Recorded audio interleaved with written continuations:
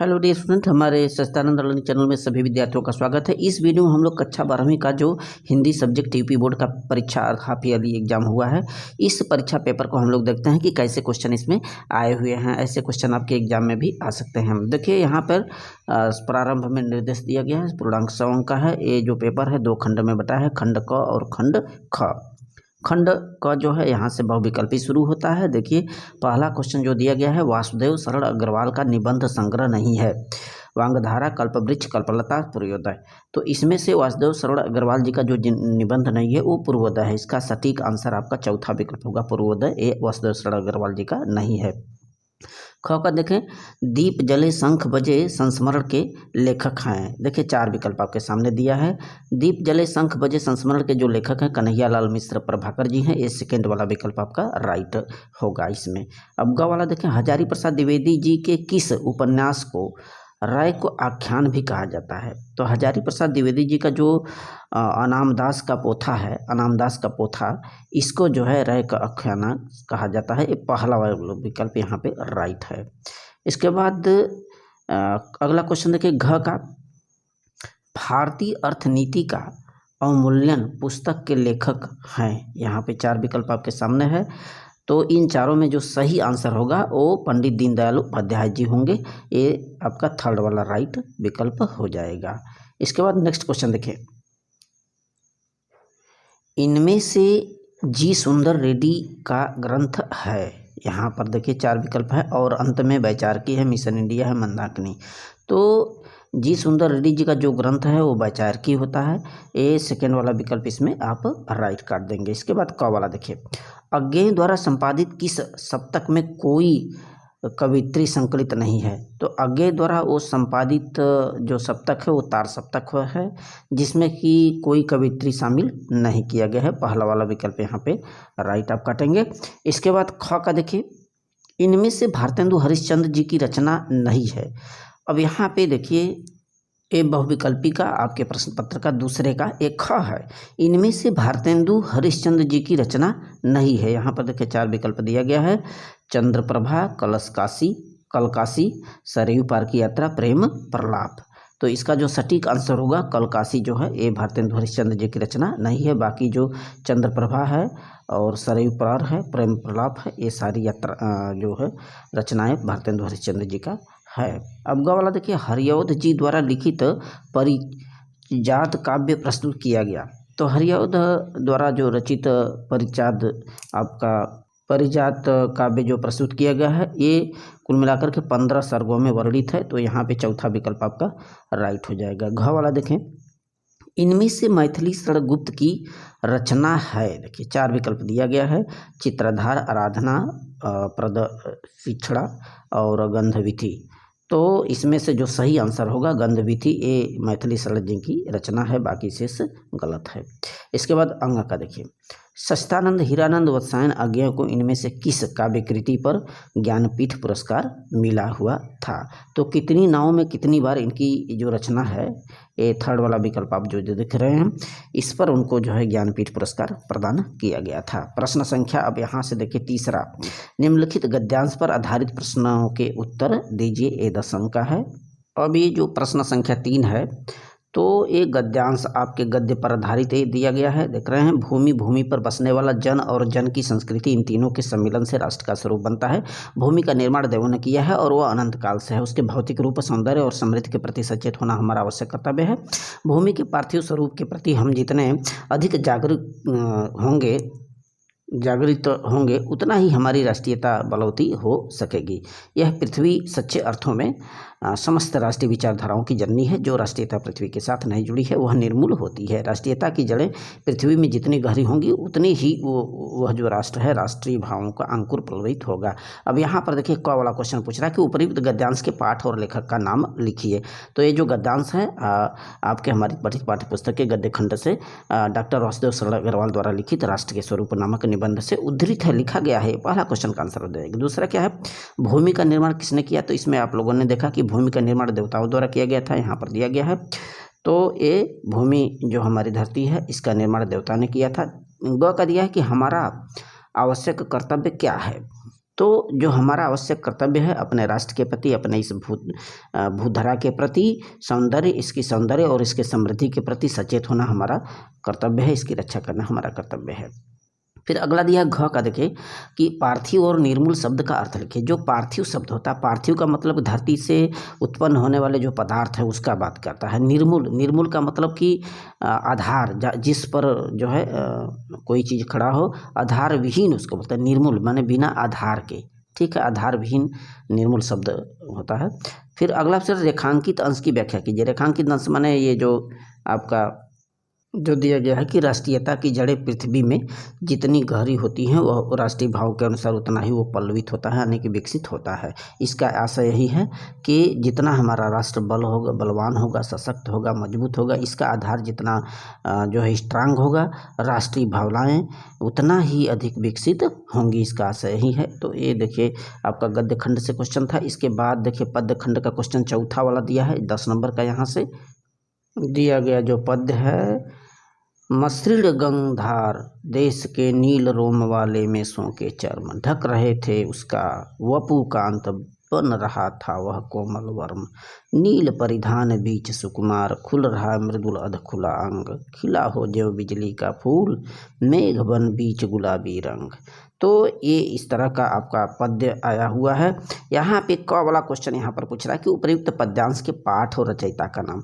तो यह जो पद्य है हमारे पठित पाठ्य पुस्तक के कामायनी महाकाव्य के श्रद्धा मनु शीर्षक से अवतरित है, जिसके लेखक, जिसके जो रचनाकार हैं वो जयशंकर प्रसाद जी हैं।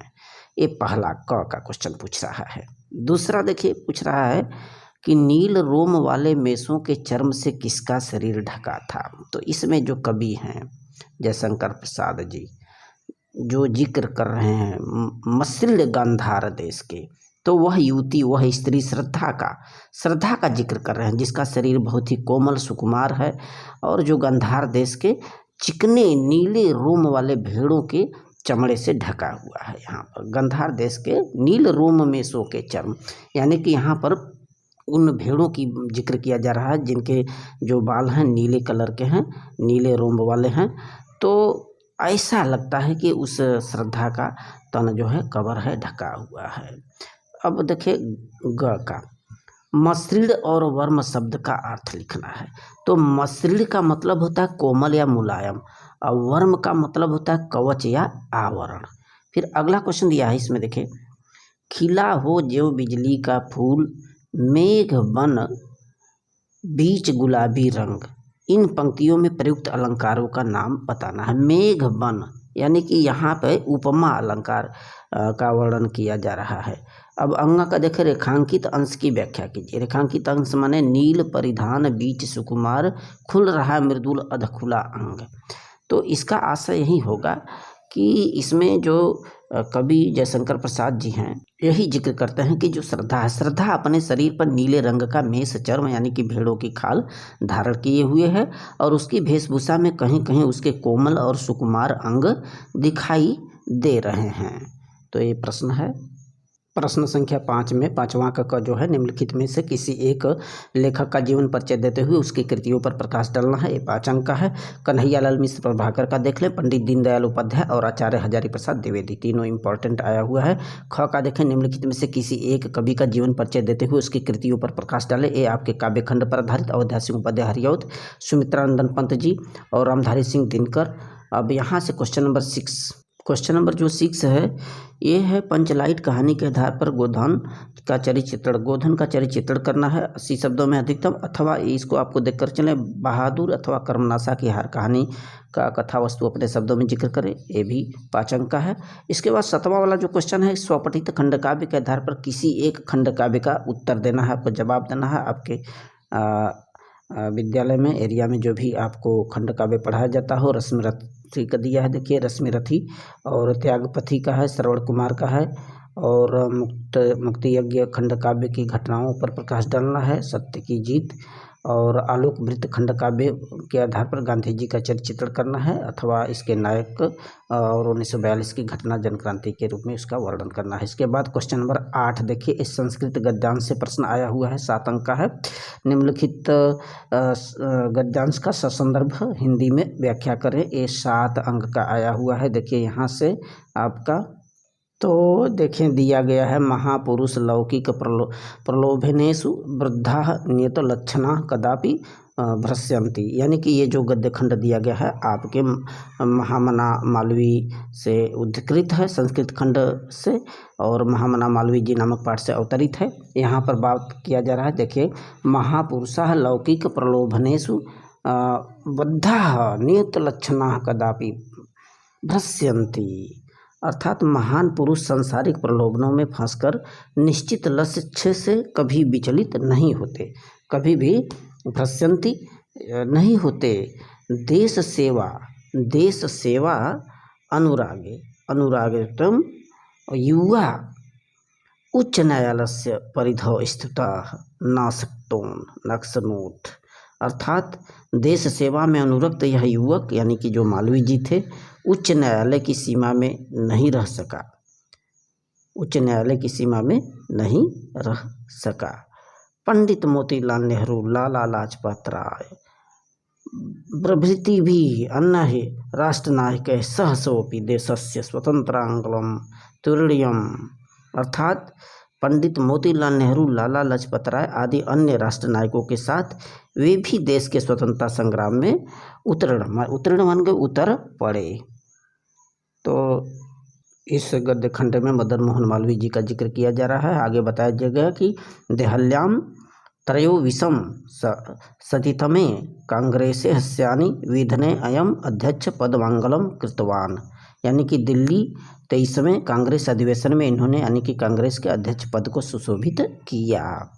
और रोलट एक्ट इत्याख्यास्य विरोधस्य ओजोभिषाणम श्रुत्वा आंगला सकाः, यानी कि रौलट एक्ट नामक कानून के विरोध में इनके ओजस्वी भाषण सुनकर अंग्रेज शासक भवित्वा माने भयभीत हो गए, भीता जाता है। आगे लिखा है कि बहुवारम कारागारे निक्षिप्तोपि अयम वीरः देश सेवाव्रतम नात्यजात, यानी कि अनेक बार जेल में जाने के बाद भी इस वीर ने देश सेवा के व्रत को कभी नहीं छोड़ा। तो ये आपका गद्य खंड है संस्कृत से। इसके बाद देखिए आपका पद्य खंड है, ये भी संस्कृत पर आधारित पद्य दिए गए हैं, 7 अंक आया है, ऑप्शनल है। पहला वाला जो दिया गया है लिखा है कि काव्य शास्त्र विनोदेन कालो गच्छति धीमताम व्यसनेन च मूर्खाणाम निद्रया कलहेन वा, यानी कि ये सुभाषित रत्नानी चैप्टर से लिया गया है संस्कृत पद्य से। तो यह जो श्लोक है आपके सुभाषित रत्नानी शीर्षक पाठ से उद्धृत है। इसमें क्या बात किया जा रहा है, देखिए इसमें बात कर रहा है काव्य शास्त्र विनोदेन कालो गच्छति धीमताम, माने बुद्धिमान जो व्यक्ति होते हैं, बुद्धिमान व्यक्तियों का जो काल माने समय होता है काव्य और शास्त्र की चर्चा रूपी मनोरंजन में व्यतीत होता है। वो हमेशा काव्य और शास्त्र की चर्चा करते हुए अपने समय को बिताते हैं। जबकि यहाँ पर मूर्खाणाम निद्रा कलहेन वाश्च व्यसनेन, यानी कि जो मूर्ख लोग होते हैं, मूर्ख व्यक्ति का जो टाइम होता है, समय होता है बुरी आदतों में, व्यसनेन माने बुरी आदतों में, और निद्रया कलहेन माने झगड़ा करने में, सोने में व्यतीत होता रहता है। अथवा वाला दिया है कि परोक्षे कार्य हंतारम प्रत्यक्षे प्रियवादिनम वर्जेत तादृशम मित्रम विषकुंभम पयोमुखम, यह भी सुभाषित रत्नानी शीर्षक से उद्धृत है संस्कृत खंड काव्य के पद्य से।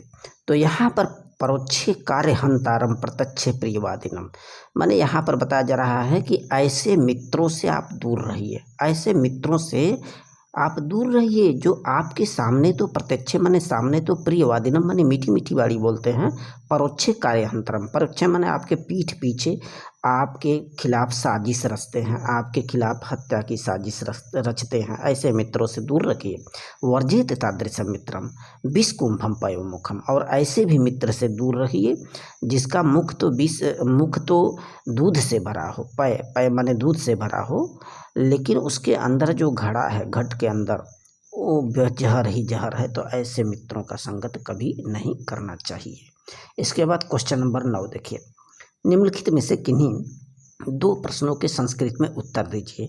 अब क ख और ये ग है, अब तीनों इसको देख लें, तीनों में कोई दो आपको चयनित करना है। इसके बाद क ख ग घ भी दिया हुआ है। इसके बाद 10वां का क देखिए, वीर अथवा हास रस की परिभाषा बताना है। वीर रस का जो स्थायी भाव होता है उत्साह होता है, हास्य रस का हास होता है। इसकी परिभाषा और उदाहरण आप देख लेंगे। श्लेष अथवा प्रतीप अलंकार की डिफिनेशन यहाँ पर पूछा जा रहा है।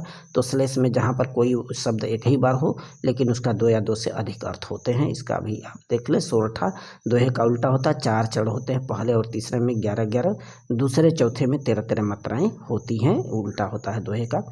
इसका भी आप डिफिनेशन देख लें। यहाँ पर देखिए प्रश्न संख्या 11 किसी विषय पर निबंध आया हुआ है। भारतीय किसान की समस्या, पर्यावरण प्रदूषण पर समस्या, छात्र जीवन में अनुशासन, इंटरनेट की उपयोगिता, निज भाषा उन्नति है सब उन्नत को मूल, जो भरतेंदु हरिश्चंद्र जी ने बोला था। इस पर आपको जो है निबंध लिखना है। इसके बाद प्रश्न संख्या 12 से आपके संस्कृत ग्रामर यहाँ से शुरू होते हैं, अलग अलग क्वेश्चन दिए गए हैं। तो इसमें जो पहला क्वेश्चन दिया है कि क का नयनम का सही संधि विच्छेद होगा। नयनम, नयनम में ने धन अनम होता है, ने धन अनम, अर्थात ये ब वाला विकल्प आपका राइट हो जाएगा। 12वें के क का ब राइट होगा, ने धन अनम। इसके बाद अगला क्वेश्चन देखिए क्या दिया गया है, सत्कार का संधि विच्छेद। सत्कार, सत धनकार, सत्कार, सत्कार यानी कि सत धन कार, अर्थात ये जो स वाला है आपका इसमें राइट हो जाएगा। इसके बाद अगला क्वेश्चन देखिए तीसरा दिया है हरिश्चरित, हरिश्चरित का संधि विच्छेद पूछ रहा है। तो इसका सही आंसर क्या होगा, हरिः धन चरति, हरिः धन चरति, अर्थात ये स वाला विकल्प इसमें राइट हो जाएगा। इसके बाद ख का देखिए, आ समुद्रम में समास है, आ समुद्रम। देखिए इसमें जो सटीक आंसर होगा अव्ययी भाव समास होगा, पूर्व पद अव्यय है, आ समुद्रम कह रहा है, तो ये स वाला विकल्प राइट हो जाएगा। इसमें महाजनः, अगला है महाजनः में समास होगा, ख का ये दूसरा है। महाजनः में कर्मधारय समास होता है, स वाला विकल्प यहाँ भी राइट होगा। इसके बाद प्रश्न संख्या 13 देखिए, 13 का दिया है कि आत्मनः रूप है, आत्मन शब्द का विभक्ति और वचन बताना है। जो आत्मनः है ये पंचमी विभक्ति एक वचन रूप होता है, अर्थात जो विकल्प इसमें होगा वो ब वाला राइट हो जाएगा आपका। इसके बाद आगे क्वेश्चन देखिए 13 के सेकंड का देखिए क्वेश्चन ये दिया है, नामस्वरूप है नामन शब्द का कौन सा। तो नामस्वरूप जो होता है ये सप्तमी विभक्ति में आता है, नामस्व सप्तमी विभक्ति बहुवचन। तो यहाँ पर जो सही विकल्प होगा वो अ वाला विकल्प आपका, यहाँ पे स वाला विकल्प आपका राइट हो जाएगा, सप्तमी बहुवचन। इसके बाद आगे देखिए क्वेश्चन जो दिया गया है ख का, पिबेयम अथवा नयतम शब्द किस धातु लकार पुरुष एवं वचन का है। जो पिबेयम दिया है देखें, पिबेयम आपके पा धातु का होता है, पा धातु विविध लिंग उत्तम पुरुष एक वचन के अंतर्गत ये आता है, इसको आप चेक कर लेंगे। इसके बाद आगे पूछा है ग का पहला, प्रेषितः शब्द में प्रत्यय पूछ रहा है, प्रत्यय प्रेषितः। तो प्रेषितः में जो प्रत्यय होगा कत प्रत्यय होगा, कत, यानी ब वाला यहाँ पे सही हो जाएगा। देखिए आगे सेकंड वाला, बुद्धिमान शब्द में प्रत्यय है, बुद्धिमान में जो प्रत्यय होता है मतुप होता है, मतुप, मतुप, अर्थात जो विकल्प है वो फर्स्ट वाला राइट हो जाएगा। इसके बाद घ का देखिए दे रेखांकित शब्दों में से किसी एक का विभक्ति और वचन बताना है, विभक्ति पद की व्याख्या करना है और नियम संबंधित उल्लेख भी करना है। पहला वाला दिया है किन्हीं एक का, रमा विद्यालय प्रति याति, रमा विद्यालयम प्रति याति। तो यह आपका अभितः परितः प्रति के योग में द्वितीय विभक्ति इसमें होता है, रमा विद्यालयम, विद्यालयम माने द्वितीय विभक्ति दिया ही है। और दूसरा दिया है प्रभाज्य, प्रभाज्य स्वास्थ्य, स्वास्थ्य यानी कि नमः स्वास्थ्य के योग में, स्वाति के योग में ये चतुर्थी विभक्ति के अंतर्गत आता है प्रभाज्य स्वास्थ्य के। तीसरा दिया है अहम पुत्रेण सह गच्छामि, यानी कि सह के योग में इसमें तृतीय विभक्ति का प्रयोग किया गया है। प्रश्न संख्या 14वां देखिए लास्ट क्वेश्चन इसमें, तो निम्नलिखित में से किन्हीं दो वाक्यों का संस्कृत में अनुवाद करना है। पहला वाला देख, सभी देवों के मध्य शिव श्रेष्ठ हैं। इसका आंसर क्या हो जाएगा? सभी देवों के मध्य शिव श्रेष्ठ हैं, यानी कि सर्वेषां देवानां मध्ये शिव श्रेष्ठः सन्ति। इसके बाद 14वां का ख देखिए जो दिया गया है, हिमालय पर बर्फ है। हिमालय पर बर्फ है, यानी कि हिमालय हिमः अस्ति। इसके बाद अगला क्वेश्चन ग का दिया है 14 का, विद्यालय में छात्र पढ़ते हैं। विद्यालय छात्राः पठन्ति। और 14 का लास्ट वाला क्वेश्चन देखिए, सरोवरों में कमल खिलते हैं, माने सरोवरेषु कमलानि विकसन्ति, कमल खिलते हैं। So thanks.